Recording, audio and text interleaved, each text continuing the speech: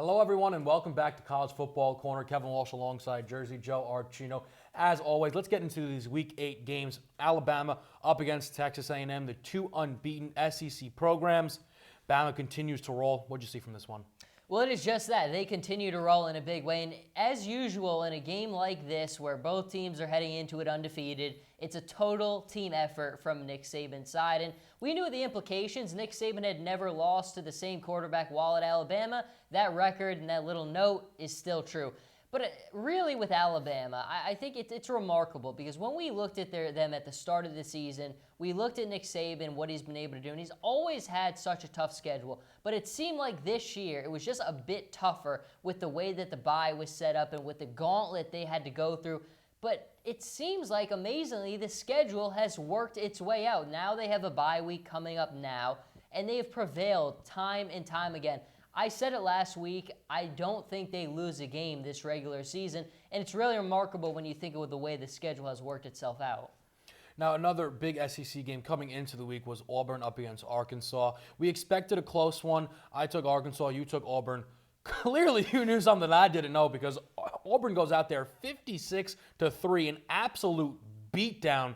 What are you seeing from the Tigers? Well, the thing I saw with Auburn is more confidence in that offense. And ever since Gus Malzahn surrendered his play-calling duties, it seems like the team has gotten a little bit more sharp on the offensive side. And look, I've always been a big Gus Malzahn guy. I think the head coach has so much pressure as it is. When you add play-calling on top of that, that's just adding more and more pressure on his plate. But now it seems like things have become more stable. They've won 4 games in a row, and largely it's been behind the quarterback play. We all know that Auburn goes as far as the quarterback is going to take them, but the quarterback can't just have the wheels. He's got to have some throwing element to his game, and I think we've seen the expansion with that in Sean White and what he's been able to do. But I really like the way Auburn has been able to respond. 4 wins in a row, and certainly much more crisp on offense.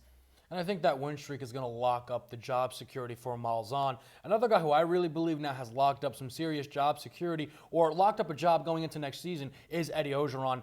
I'm such a big fan of him. You know it. After this win, they are unbeaten since he's taken over. Are you sold on Eddie O? Here's what I love about Ed Orgeron. He wants this job so badly, and he's not afraid to tell you how badly he wants this job. You could just see it from his demeanor, from the way he cares so much. And look, it's never been a question of players not buying in to Ed Orgeron. I thought he deserved the job at USC when he took over as interim. He didn't get it there. This is now in a situation where you look at what he's been able to do. This was a big win against a good Ole Miss team, which has had some problems, but they're a good team.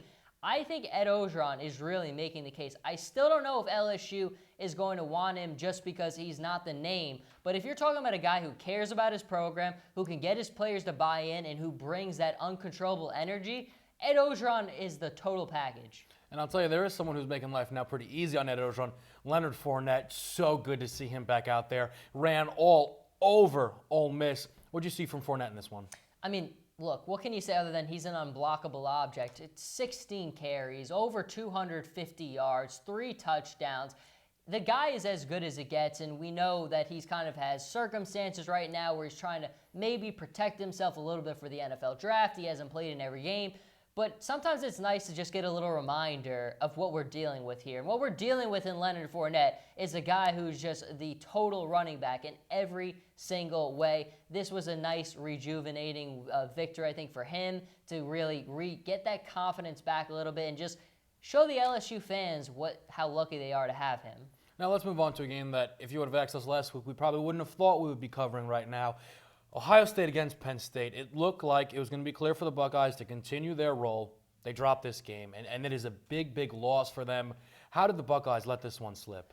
Yeah, there's nothing that you can say to defend the Buckeyes in this game because it's a really bad loss. I mean, Penn State, it was such an emotional victory for them. But across the other side to Ohio State, this is a bad loss. Penn State is not a good program right now. Penn State is just not good and certainly not the level of competition that Ohio State has been able to prevail against this season. We've seen this kind of happening where against Indiana, it was tough, but Ohio State pulls it out. Against Wisconsin, it goes in overtime, but Ohio State pulls it out. And then in this game in the fourth quarter, everything just completely goes off the walls, and it evaporates. This is a really bad one for Ohio State. And you mentioned how bad it is. I mean, do you think this team, though, still has the opportunity to win out and then get into a Final Four spot into the college football playoff? Losses in college football are all about the timing of it. If this was Ohio State, like Urban Meyer's season where Braxton Miller got hurt and everything else happened, they lost early in the year to Virginia Tech, and I think the committee was able to see that because it was so early, and they were able to forgive that and let them in. The point they have lost now, though, it hurts them dramatically unless one of the other teams in front of them, like a Clemson or an Alabama or someone else, loses. And you have to also consider if one of those other teams in front of them loses, well, who do they lose to? That's going to matter. Penn State, again, this is not one of the top-tier teams in the country. I do really think that Ohio State is in major jeopardy because I think Washington, Clemson, Alabama, it doesn't matter who they lose to. If they finish the season with one loss, the committee is not going to hold that against them, and they will hold this loss to Penn State against them. Ohio State's in trouble. All right, let's get into these picks now. Michigan up against Michigan State. Obviously, I mean, after what happened last week, we can see an upset coming anywhere. Do you think an upset comes in this game? Emotional game, as it always is. Last season, we know the way this game finished. Michigan State pulling it out. Michigan almost had it, but they finish it this year. There's no question about it. Harbaugh, what he's been able to do. I still think that Michigan, of course, they're going to win by their MO, and that's on the defensive side. But Michigan State really is at a lack of identity this season. It's a rebuilding year, and Michigan should run away with it. I think this game had the makeup of what could be interesting. You look at the narratives. Michigan State, obviously their season in shambles, but you get a rival coming in at home. Maybe you can play spoiler. Michigan State hasn't won since their second game of the season. This has been a bad football team all year long. Michigan currently sitting at number 2. They have been awesome, and I think that they continue to roll. Washington up against Utah, and I think that this game is going to mean a lot for one of these Final Four spots because Washington, if they win here, all bets are off. They should be able then to win out and lock up a Pac-12 trophy unbeaten.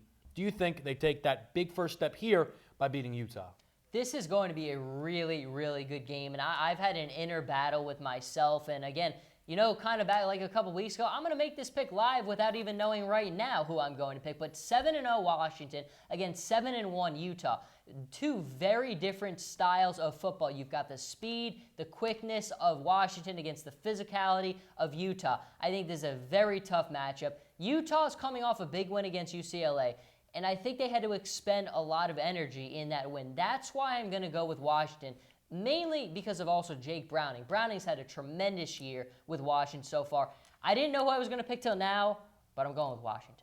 I think certainly these are the two best Pac-12 teams within the conference, but I think the gap between Washington and Utah is massive. And you mentioned Jake Browning. I mean, there's all this talk about Lamar Jackson, and rightfully so, but we've been throwing J.T. Barrett's name out there, and we're even throwing Leonard Fournette's name out there after last week. But Jake Browning, 26 touchdowns to 2 interceptions on the season. Get this kid some recognition. The man up there in the Northwest is doing a great job. I like Washington to continue to roll.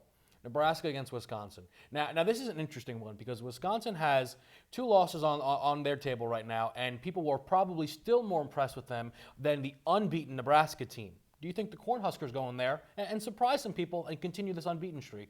Yeah, an unbeaten run right now for Nebraska. They've been very good. I mean, it's good for the Big Ten now with everything that's going on with them, for Wisconsin to be as good as they are, Nebraska to be as good as they are.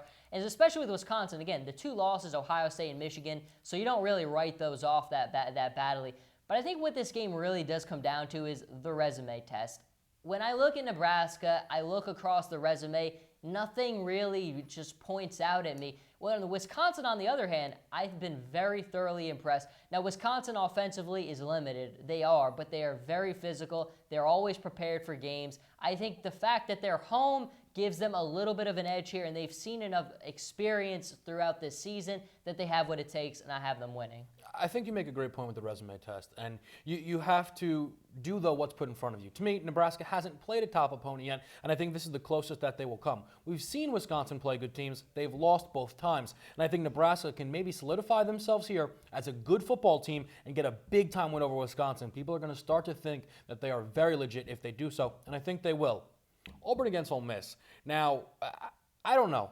I got to be honest with you. I don't know, because obviously I last week picked against Auburn. That didn't go so well. So well, let me hear what you have to say, and then maybe I'll base it off that. Auburn against Ole Miss, who you got? Well, I think that's very fair. And this is a tough game to pick as well. I mean, we really have a great slate of difficult matchups this week, and one of the hardest I can remember so far this season. But in the game, I think Auburn obviously right now is playing at a very different level. Offensively, they've looked very good. 4 in a row. Gus Malzahn's team is sharp again. Sean White has been playing very, very well. But Ole Miss is desperate. Ole Miss is so desperate for a win right now, and when they have hit desperation mode this season, they have been very good. The thing that I think is making the hold up for me on this pick is the Chad Kelly thing. Chad Kelly is very talented. Big arm, has played some very good football, but the interceptions have killed him and have killed this Ole Miss team. You see the lead they went up against LSU with, that goes away so quickly because of the way he's so turnover prone. I'm going to go with Ole Miss here, only on the fact that they're very desperate, and when they've been in a situation like that this season, they have been able to win. I always sometimes, when I pick a team to lose and then they go out there and prove me wrong, I kind of like to pick them to win. That way they can prove me wrong again. The big reason I'm going to take Auburn in this one is because how Ole Miss struggled against the run last week against LSU. Now, no, Auburn certainly does not have Leonard Fournette, but they ran the ball for 543 yards up against Arkansas. If they can carry that run performance or anything near that against Ole Miss, I think they're going to be able to come out with a victory. Now, the big game on the slate. Clemson against Florida State. Coming into the year, we probably anticipated winner of this locks up an ACC trophy and a Final Four college football playoff spot. Florida State, the year has not gone how they planned, but they can certainly play spoiler here to the Clemson Tigers. Who comes out with this win?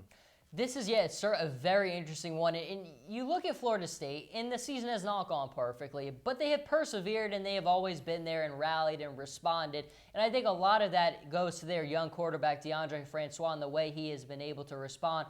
But make no mistake, this game is all about Deshaun Watson.